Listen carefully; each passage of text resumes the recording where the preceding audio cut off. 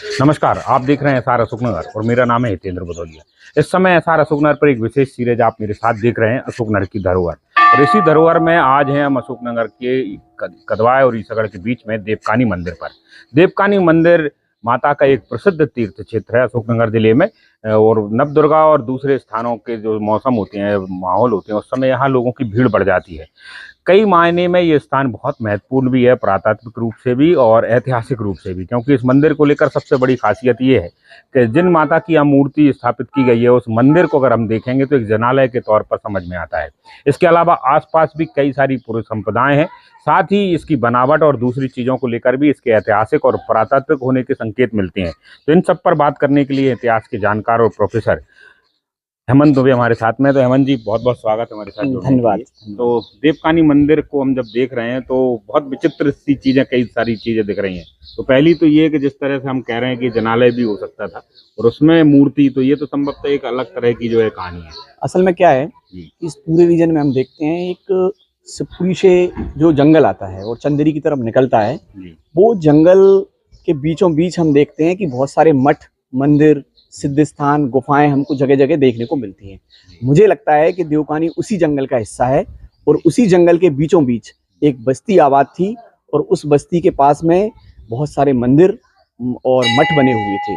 तो यहाँ शैव मंदिर भी थे, जैन मंदिर भी थे, शाक्त परंपरा से संबंधित मंदिर भी थे। एक अच्छी बात आपने ये बताई कि देवकानी स्थान धार्मिक रूप से तो एक मंदिर के तौर पर ही है, मगर ऐतिहासिक या राजस्व में देखेंगे तो एक बेचराग गांव रहा है, यानी किसी जमाने में यहाँ बस्ती रही होगी। निश्चित रूप से यहाँ 1901 की जनगणना के अनुसार हम देखें तो ये गांव आबाद था और इसका नाम उसमें भी देवकानी ही मिलता है।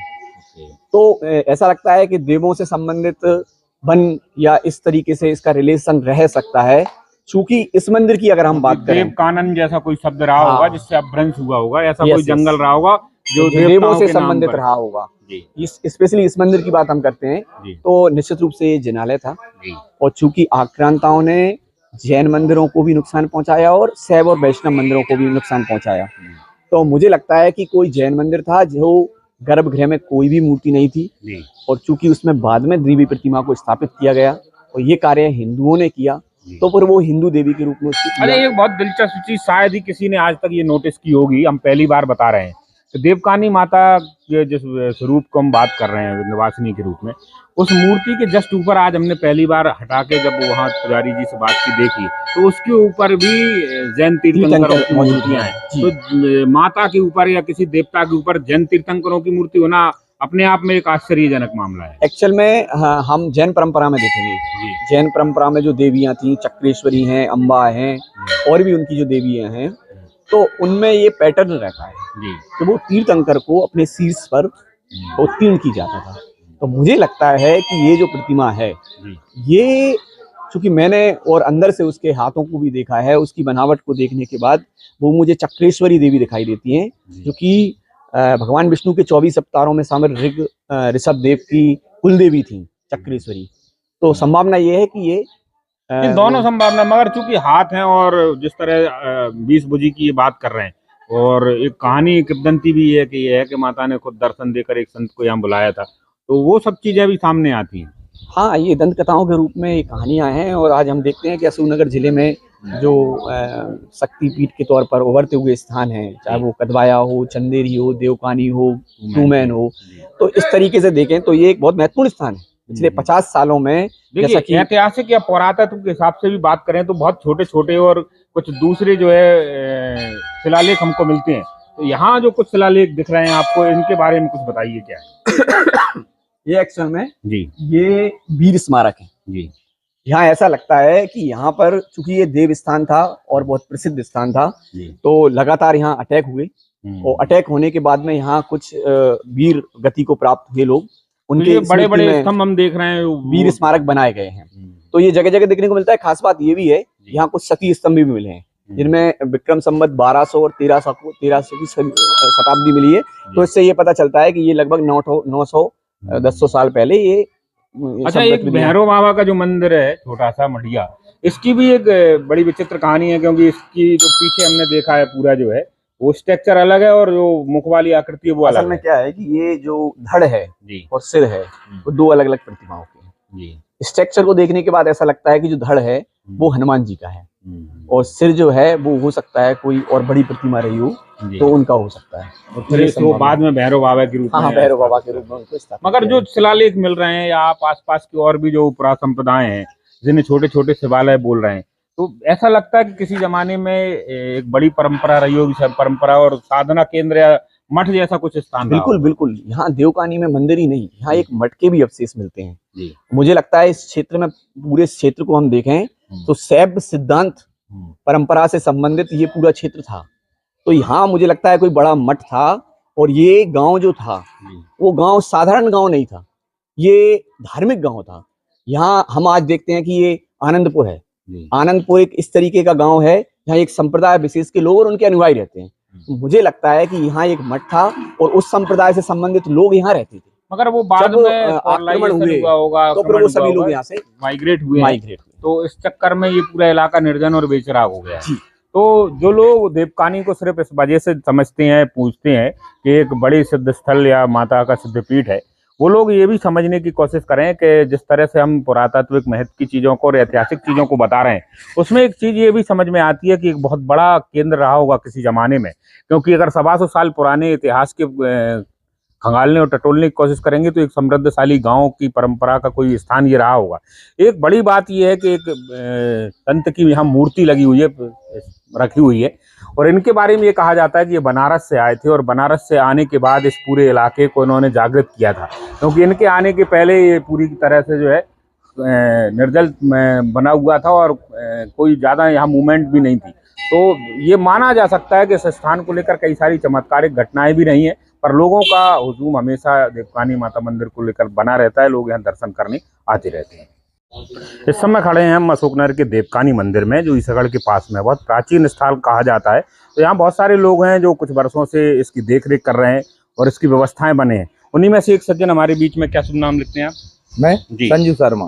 तो शर्मा जी, ये जो मंदिर है देवकानी मंदिर, हाँ, तो इसको लेकर क्या मान्यताएं, कौन सी देवी हैं? और ये विंध्यवासिनी मैया के नाम से प्रसिद्ध है जी, और जय की मानता करे विंध्यवासिनी नाम से पुराने जमाने पुरखा महाराज भी जय के नाम से विंध्य बताई थी विंध्यवासिनी नाम से। और महाराज जी को, रामकिशोर दास जी को सपना दिया था बनारस में कि तू फलानी जगह पे जा, तो सब लोग जो जुड़ कर फिर गए तो महाराज जानव आ गए थे। तो इसके बाद वो यहीं आश्रम बना के रहने लगे। हाँ, तो चले जाते नवदुर्गन, दोनों नवदुर्गन में आते और कुछ दिन वैसे भी रह जाते, जैसे काम करवाना है, जो करवाना है वो करवाना है, सब काम के चक्कर में आते थे, महीना रहते थे, सब कुछ करवाते। तो जब वो आए थे तब यहाँ क्या स्थिति थी? अकेली ये मड़िया बनी थी और कुछ नहीं था, जहाँ जंगल था भयानक। चारों तरफ? हाँ, चारों तरफ जंगल था, जहाँ कोई मंदिर था, अपन खड़े में जगह कोई नहीं। तो उसके पहले आपके जो बुजुर्गों ने बताया होगा कि ये मंदिर पे पूजा करने तो लोग आते रहते होंगे। वो तो कोई नहीं आता था, कोई नहीं आता। हाँ, ऐसे ही वीरान पड़ा, वीरान डालो तो बिन नहीं यहाँ के दिया बत्ती करना चालू किया है। उसके पहले पूजा नहीं होती थी। और ये आसपास छोटी छोटी बैठका है या जो सब मंदिर है वो भी इन्हीं से जुड़े हुए हैं। हाँ, ये आसपास में है, देवकानी के नाम से आसपास प्रसिद्ध है सब। हाँ, तो चौपड़ा भी है जय के नाम से, आगे चल के साहब देवकानी बगल में चौपड़ा आएंगे तो आप वहाँ चले जाओ, तो सब वही से जुड़े हुए हैं। हाँ, तो कितना पुराना स्थान बताते हैं, कब रहा होगा यहाँ? कोई पहले बस्ती भी हुआ करती थी क्या? महाराज तो 2000 पुराना साल बताओ करते बेटा, जो 2000 साल पुराना मंदिर है। हाँ, अच्छा, इसके बारे में कुछ बताया कि उन्होंने मूर्ति तो माता की है, मगर आसपास पूरे जैन दर्शन के या जैन संतों के जो है नहीं, आजकल हमें नहीं दी। और जो मैया कपड़ा वही पहनाने लगे नहीं, बेचारी परमेश्वरी ऐसी देती थी और पूरी खुली देती। तो क्या मतलब वस्त्र कोई इतने जमाने में वस्त्र की बनी है? तो कितने, मतलब कई हाथ हैं इनके माता? हाँ, 20 हाथ हैं। 20 भुजाएं। हाँ, 20 भुजाएं। कौन कौन से हथियार उसमें लिए हैं? वो नहीं करी साहब जांच। हाँ, जांच नहीं करी अपन ने, जांच करते तो अपन आगे चल के बोलते।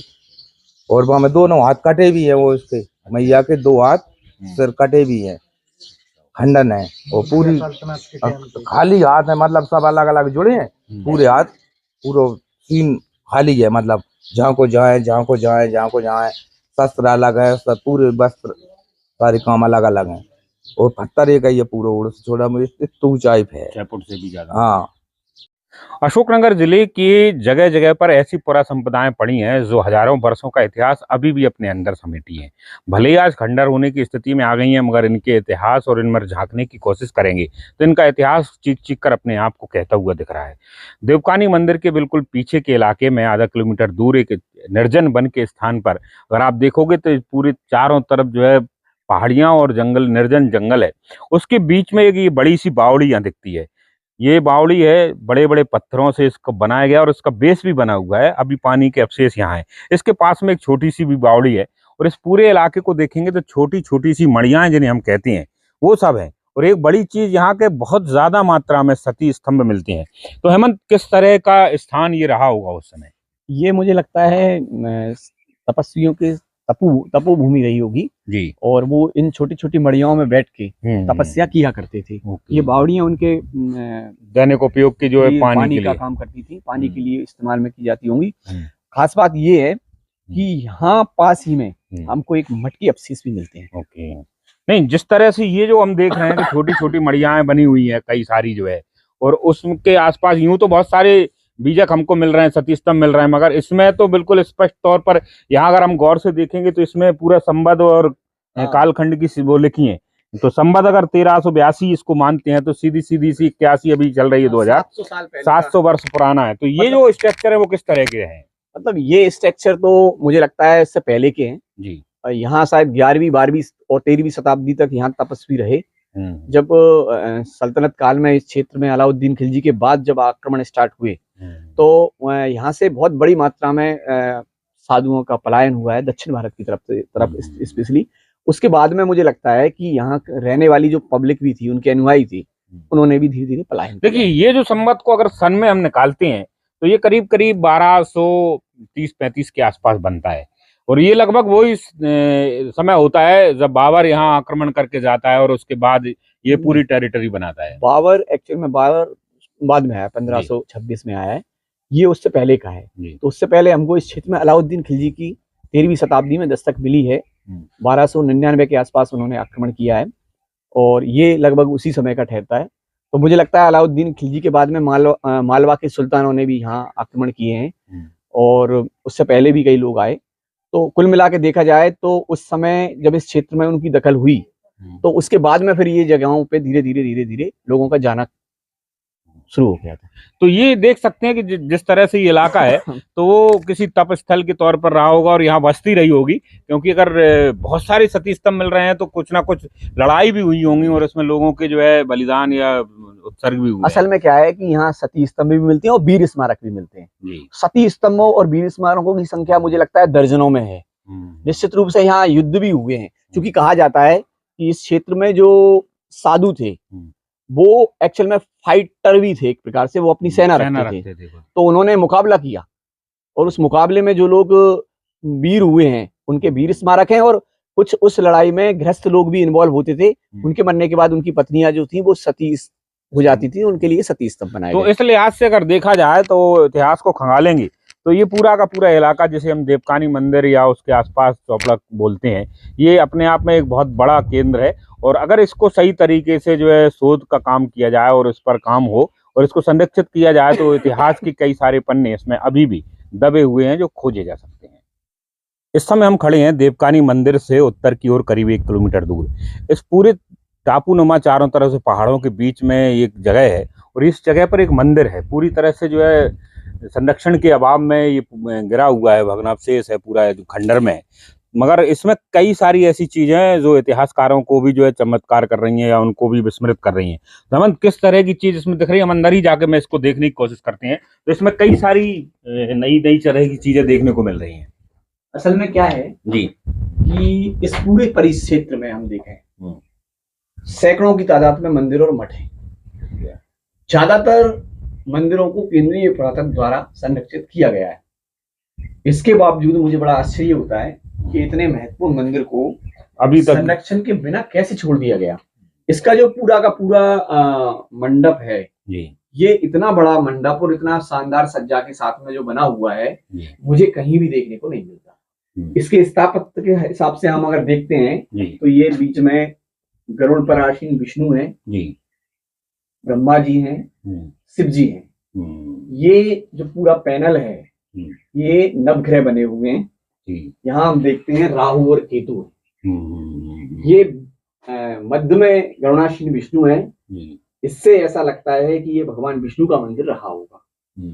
अगर हम दरवाजे पर भी देखें तो भगवान विष्णु के अवतारों को यहाँ उकेरा गया है। इस तरफ हम देख पा रहे हैं कि भगवान राम है, उस तरफ भी भगवान विष्णु के दूसरे अवतार को अंकित किया गया है। एक और बड़ी चीज इस मंदिर में देखने को मिल रही है कि इस पूरे इलाके में जब हम नदी और तलहटी में जाते हैं तो कई सारी जगहों पर जो है शैल चित्र मिलते हैं, मगर इसकी दीवारों पर तो बहुत कम दिख रही, मगर इसकी छत पर अगर आप देखोगे दोनों तरफ, इस साइड भी और इधर भी, तो एक विचित्र सी आकृति बनी हुई है। आप देखिए ये जो शैल चित्रों पर हम लगातार काम करते रहे लगभग वही है, मगर ये जो शैल चित्र हैं इनमें एक विशेष आकृति बनाई गई है, दो कलर में अलग अलग। मगर देखिए छोटे हैं बड़े हैं, इसी तरह के पूरे जो चक्रव्यूह जैसा है, तो किसी चीज का डिकोड है ये। असल में मैं बताऊं आपको क्या था, ये वही क्षेत्र है जिसमें हमको शैल चित्र भी मिलते हैं।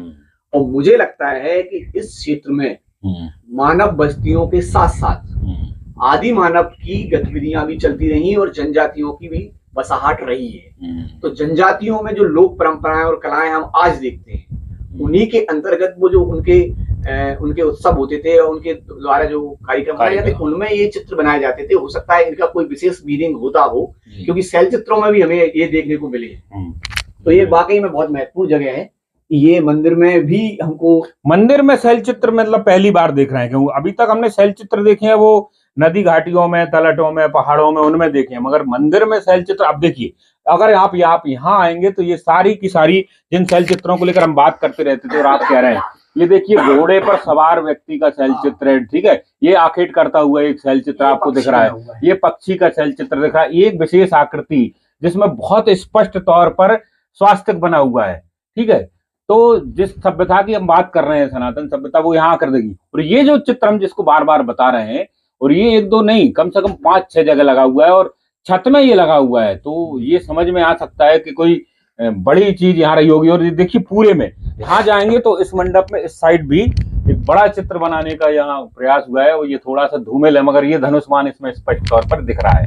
तो ये अपने आप में एक अनोखी और अजूबी बात है कि एक मंदिर में शैल चित्र होना। मुझे नहीं लगता कि फिलहाल किसी भी बड़ी साइट पर भारत की जो है मंदिर में शैल चित्र इस तरह से मंदिरों में शैल चित्र वाकई में बहुत कम जगहों पे देखने मिलते हैं, स्पेशली हमारे पूरे क्षेत्र में हम देखेंगे तो कम से कम ये जो चित्र जहाँ दिखाई दे रहे हैं इस तरीके के चित्र हमको नहीं मिलते। हाँ, कुछ मंदिरों में हाथ छापे और वो मिलते हैं, मगर पुरातत्व विभाग को इस मामले में थोड़ा सा ध्यान देना जरूरी है, क्योंकि इस तरह की चीजें बहुत कम देखने को मिलती हैं। सभी तरह देखिए, एक और बात है कि जितना इलाका है इसमें भी ये घोड़ा क्लियर दिख रहा है, तो शैल चित्रों की भी एक बड़ी श्रृंखला है यहाँ पर।